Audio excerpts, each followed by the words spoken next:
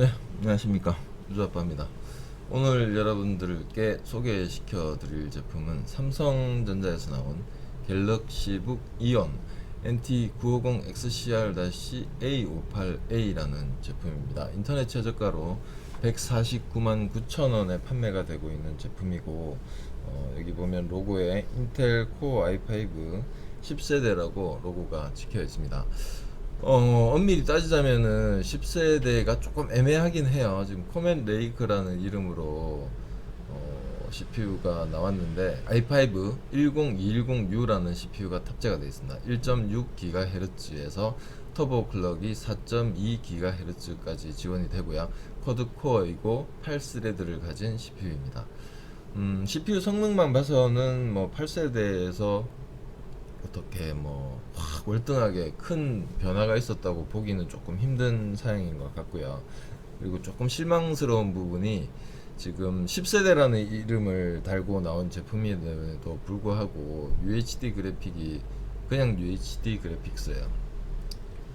9세대 i3급 9100 CPU에 내장되어 있는 그래픽이 UHD 630 그래픽이라서 유튜브 8K 가속도 아주 우습게 가속을 하는 놈인데 비해서 지금 10세대라는 이름을 달고 나온 CPU에 비해서 내장 그래픽이 조금 약하지 않느냐 하는 그런 게 조금 단점인 것 같고요. 일단 삼성에서 만든 디자인은 굉장히 이쁘게 만들었어요. 이렇게 보시면 은색으로 전체가 이렇게 돼 있으면서 이렇게 열면은 베젤이 이렇게 좀 특이한 점이 여기 열리는 부분에서 여기 보시면 이렇게 기역자로 꺾여져 있어 가지고 얘가 이제 이렇게 열리면서 통풍구를 확보해주는 받침대 역할을 해주는 그런 구조로 되어 있어요. 아주 좀 특이한 구조로 되어 있는 것 같고요. 사양을 보면 패널은 15.6인치 1920x1080 FHD를 지원하고요. 그 다음에 IPS 패널을 채용을 해서 광시야각입니다. 그래서 각도를 어떻게 틀든 간에 잘 보이는, 삼성에서 제품을 만드는 데는 굉장히 신경을 많이 쓴 것 같고 칭찬해주고 싶습니다.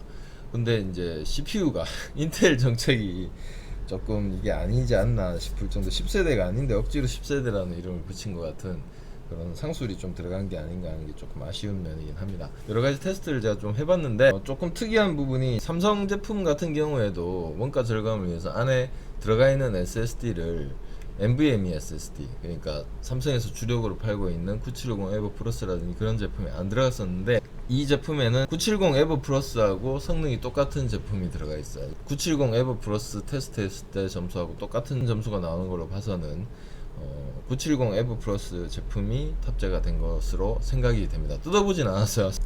벤치마크를 통해서 테스트를 해보니까 점수가 이렇게 나왔거든요.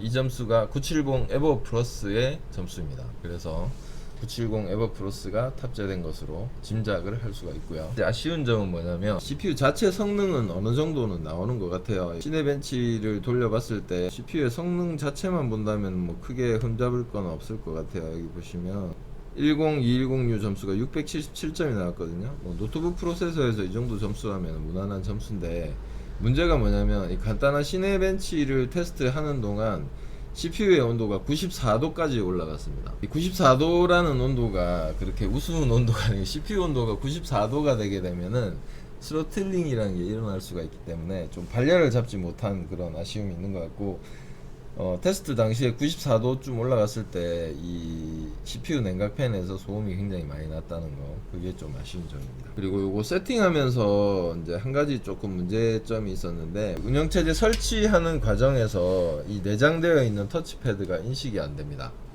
그래서 USB 마우스 장착을 하셔가지고 설치를 하셔야 된다는 불편한 점이 있었고요. 그 다음에 설치가 다 된 후에도 이 터치패드가 인식이 안 됐었거든요. 저도 처음엔 당황을 했었는데 알아보니까 그게 터치패드가 예전같이 터치패드 드라이버가 자동으로 인식이 되는 게 아니고요. 코멘 레이크 노트북 새로 세팅 하시는 분들은 참고를 좀 하셔야 될 게, 제가 보여드릴게요. 삼성 업데이트 사이트에 가면 드라이버를 받을 수가 있거든요. 여기 보면은 여기 설치 파일 저장이란 부분이 있습니다. 이쪽에 가셔가지고 쭉 내려가다 보시면 뭐가 있냐면, 여기 보시면 제가 나중에 화면 확대로 보여드릴 거예요. 인텔 시리얼 IO 드라이버라는 게 있습니다. 이게 설치가 되지 않으면 터치패드가 작동이 안 되던 거였어요. 그래서 윈도우 10 1909 버전으로 설치했을 때 이 터치패드를 자동으로 인식을 시킬 수 있는 방법이었고요. 제조사 드라이버 중에서 인텔 시리얼 IO 드라이버라는 걸 설치를 하셔야 됩니다. 이게 설치가 돼야지만 요 터치패드가 작동이 된다는 사실, 그리고 한 가지 조금 주의하셔야 됩니다. 이 제품이 운영체제 미포함으로 판매가 되는 제품이기 때문에 직접 설치를 하셔야 되거든요. 직접 운영체제를 설치를 하시고 나서 인텔 시리얼 IO 드라이버, 요 드라이버를 설치를 하셔야만 이 터치패드, 내장 터치패드가 사용이 된다는 거, 요 점이 특이한 점이었습니다. 그래서 요거 때문에 영상을 찍은 거예요. 제가 센 것도 아니고 리뷰를 하려고 찍은 게 아니라 인텔 시리얼 IO 드라이버를 설치를 해야지 터치패드가 인식이 된다는 그거를 말씀드리려고 촬영을 하는 김에, 새 제품이고 10세대라는 이름을 달고 나왔기 때문에 잠깐 소개를 해드리는 겁니다. 다른 테스트는 제가 다 해봤었고 퍼포먼스 테스트만 한번 돌려가지고 성능이 얼마나 나오는지 한번 체크를 해보도록 하겠습니다. 키보드 백라이트라든지 그런 기능도 기본적으로 탑재가 되어 있습니다. 점수로 수치로 보면은 이 노트북의 성능이 어느 정도인지 감이 빨리 오겠죠. 일단 그래픽 부분이 조금 실망스럽긴 합니다. 8세대보다도 약간 못한 그런 느낌. 특히 10세대라는 이름을 붙이면서 그래픽을 왜 8세대보다 낮은 그래픽을 넣는지 참 인텔의 행보가 점점 실망스럽기가 거지가 없습니다.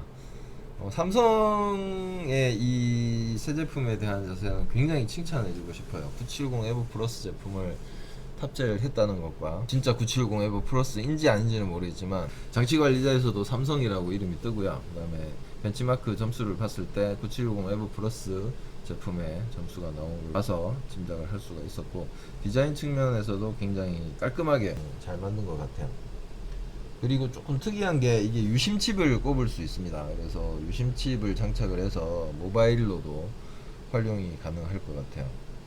와이파이 없이 자체 5G 통신으로 인터넷을 사용할 수가 있는 제품인 것 같아요. 여기 보시면 유심을 장착할 수 있는 홈이 있어요. 일단 뭐 이 10세대라는 이름을 달고 나온 102016 CPU 성능적인 면은 뭐 흠잡을 데가 없을 것 같긴 한데 발열이 조금 문제가 됩니다. 지금도 지금 CPU 냉각팬이 회전하는 소리가 좀 굉음을 약간 내고 있거든요. 도서관이나 조용한 데서는 사용하시기가 조금 힘들 수도 있을 것 같아요.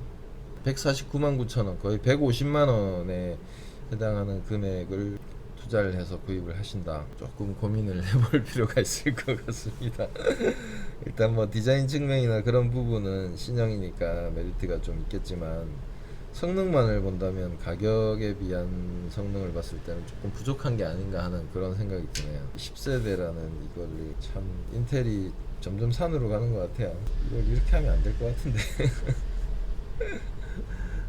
코멘 레이크라는 뭐 아키텍처 이름만 바꿔가지고 이렇게 10세대라고 출시를 했는데, 글쎄요, 이게 성능 향상이 과연 그만큼 있는 건지 좀 의문스럽습니다. 좀 아쉽습니다. 뭔가 이 정도 금액대면 외장 그래픽이 장착된 노트북을 구매할 수 있는 금액인데, 얇게 나온 제품이고 신제품이란 이유로 이렇게 비싼 금액에 판매가 된다는 게 조금, 그 상품 설명해 놓은 사이트에서 용도가 이렇게 적혀 있는 게 웃긴 게 뭐냐면 사무 인강용 휴대용, 사무 인강용 휴대용을 149만9천원에 판매를 한답니다.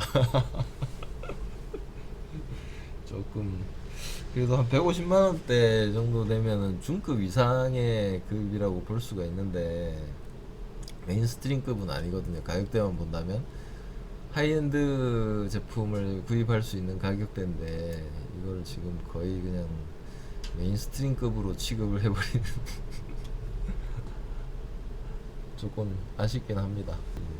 물론 뭐 여기 970 에버 플러스가 탑재가 돼 있고 그런 면을 따진다면은 뭐 칭찬해 줄만 하긴 한데, 뭐 지문 인식도 있고 여러 가지 부가적인 그런 뭐 최신의 기술, 썬더볼트도 지원한다 그러더라고요. 썬더볼트 단자도 있고 인터페이스라든지 그런 부분에 신형으로 이렇게 되고, 그 다음에 여기 보면은 키보드 백라이트 기능도 들어가 있고 뭐 고급스러운 건 인정은 하겠는데 제일 중요한 성능적인 부분이 조금 아쉽지 않느냐 하는 그런 게 제 개인적인 견해입니다. 저는 일단 외관보다는 성능을 많이 따지는 편이라 150만 원이라는 돈을 투자해서 이 정도 성능의 노트북을 과연 살지 조금 의문스럽긴 한데요. 약간 아쉽습니다. 가격대가 조금 물론 뭐 메이커 뭐 네임밸류가 있어서 그렇다고 칠 수는 있겠지만 조금 성능적인 부분이 많이 아쉽네요. 조금이 아니고 많이 아쉽습니다. 요 정도 금액이면은 그래픽이 탑재된 제품까지도 노려볼 수 있을 것 같은데 조금 아쉽습니다. 이 노트북들의 포지션이 되게 애매해졌어요. 예전에는 자동차 같이 엔트리급이 있고 그다음에 메인스트림, 하이엔드, 플래그십 이렇게 네 단계로 딱 나눠서 펜티엄급, i3, i5, i7 이상급 이렇게 나눠졌었는데 요즘에는 점점 그래픽 카드의 비중이 노트북이나 데스크탑에서나 굉장히 비중을 많이 차지하다 보니까 그런 급이 나누는 게 의미가 없어졌어요. CPU가 메인스트림급이라 하더라도 그래픽 카드가 어느 정도 뭐 하이엔드급 그래픽 카드를 장착을 해버리면 또 성능이 올라가 버리고 그렇기 때문에 이게 컴퓨터하고 노트북 같은 경우에는 네 단계로 제품을 분류하는 게 조금 애매해져 버린 그런 상황인 것 같습니다. 이렇게 등급을 네 단계로 나눌 수가 없는 그런 시대가 돼버린 것 같아요. 그래픽 카드의 비중이 점점 이제 광대해지고 커지고 이러면서 이 컴퓨터 업계의 어떤 그 제품 분류하는 급이 이 네 단계로 분류를 할 수가 없게 돼버린 것 같아요. 너무나 다양한 그래픽 카드들이 많이 나오기 때문에 요즘 노트북 같은 경우에도 하이엔드 그래픽이 많이 장착이 되거든요. 1080 장착되어 있는 노트북도 있고 너무나 많은 종류가 나와버려가지고 이걸 네 단계로 분류하기는 조금 어려운 시대가 아닌가 하는 생각을 해봅니다. 디자인은 되게 깔끔하게 잘 만들어진 것 같아요. 두께도 너무 얇지도 너무 두껍지도 않고 무게도 뭐 이 정도면은 여성분들이 한 손으로도 충분히 가볍게 들 수 있는 그런 무게고 네. 이게 이제 전반적으로 점수가 지금 3476점이라는 점수가 나오는데 이 부분이 지금 보시면 디스크에서 점수가 다 올라갔어요. 디스크가 지금 2045점이나 나왔거든요. 이게 970 에버 플러스가 장착이 돼서 그래서 전반적인 퍼포먼스 점수가 이렇게 굉장히 높게 올라온 것 같습니다. 보시면 CPU가 만점이 안 돼요. 7900점이고 2D하고 3D 그래픽은 말할 필요도 없고요. 메모리도 이게 지금 8기가이기 때문에 메모리 점수가 2000점밖에 안 나왔거든요. 근데 디스크에서 유독 2045점이라는 점수가 나와버리니까 전반적인 점수를 봤을 때는 3476점이라는 꽤 좋은 점수가 나와버렸습니다. 이 정도 점수면은 웬만한 작업하는데 뭐 버벅거린다든지 그런 거는 없을 정도의 점수예요. 전반적으로 봤을 때 아쉬운 점, 가격이 좀 비싸지 않나. 이 정도 급 제품이라면 한 120만원대 110만원대 정도로 나왔으면 딱 적당하지 않을까 하는 그런 생각이 개인적인 판단이 들고요. 가격이 너무 비싸다 그 단점, 그 다음에 CPU 발열이 조금 우려가 된다. CPU 발열이 약간 좀 우려가 되는 그 두 가지 단점. 그리고 그거는 이제 이 제품에 대한 단점이 아니고 인텔 CPU에 대한 단점인데 내장 그래픽이 10세대라는 타이틀을 달고 나오기에는 조금 약하다. 이렇게 세 가지 정도로 단점을 꼽아볼 수가 있을 것 같고, 칭찬해주고 싶은 점은, 이 제품에 칭찬해주고 싶은 점은 첫 번째, 삼성이라는 메이커를 달고 나오면서 삼성에서 자기들이 제일 최고로 만든 970 에버 플러스를 SSD를 탑재를 했다는 거, 그거 칭찬해주고 싶고, 디자인이 아주 이쁘게 잘 만들어졌다는 거. 키보드가 감이 생각보다 괜찮아요. 얇게 만들어져 있음에도 불구하고 키보드 감이 괜찮습니다. 기존에 있던 노트북들에 비해서 키보드의 어떤 그 반발력이라고 그러나요? 탄성이라고 그러나요? 이렇게 키보드를 눌렀을 때 느낌 있잖아요. 이런 것들이 굉장히 적당합니다. 딱 그 타이핑을 하는 것 같은 그런 느낌.